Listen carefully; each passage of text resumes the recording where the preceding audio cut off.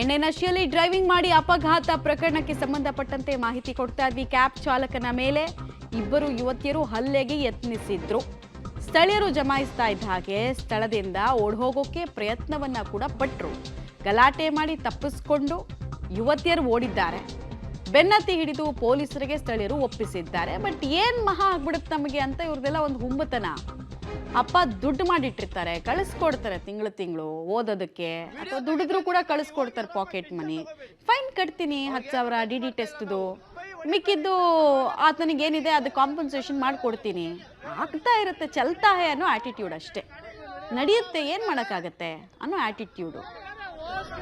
ಅಕಸ್ಮಾತ್ ಇವ್ರ ಗುದ್ದಿ ಒಬ್ಬ ಚಾಲಕನ ಪ್ರಾಣ ಹೋಗಿದ್ದಿದ್ರೆ ಏನ್ ಕತೆ, ಯಾರೋ ಪಾದಚಾರಿದು ಪ್ರಾಣ ಹೋಗಿದ್ದಿದ್ರೆ ಏನ್ ಕತೆ, ಅದನ್ನ ಇವರಿಬ್ರು ವಾಪಸ್ ತಂದು ಕೊಡ್ತಾ ಇದ್ರಾ? ಎಂತ ಇರ್ರೆಸ್ಪಾನ್ಸಿಬಲ್ ಹುಡುಗಿರೋ ಹಾಗಾದ್ರೆ. ಎಣ್ಣೆ ಪಾರ್ಟಿಗಳು, ಎಣ್ಣೆ ಗಾಡಿ ಇಬ್ರು ಕೂಡ.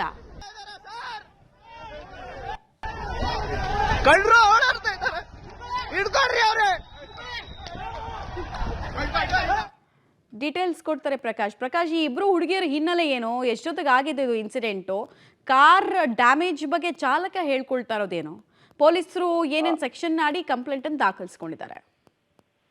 ನಿನ್ನೆ ಸಂಜೆ ಒಂದು 8-9 ಗಂಟೆಗೆ ನಡೆದಿರುವಂತಹ ಘಟನೆ. ಇಬ್ರು ಯುವತಿಯರು ಬೈಕ್ ಮೇಲೆ ಹೋಗ್ತಾ ಇರ್ತಾರೆ. ಪಾರ್ಟಿಗೆ ಅಂತ ಹೇಳಿ ಒಂದು ಹೋಟೆಲ್ಗೆ ಬಂದಿರ್ತಾರೆ. ಆ ಹೋಟೆಲ್ ಅಲ್ಲಿ ಮುಗಿಸ್ಕೊಂಡು ಮತ್ತೆ ಅವರು ವಾಪಸ್ JP ನಗರದ ಕಡೆ ಹೋಗ್ತಾ ಇರ್ತಾರೆ.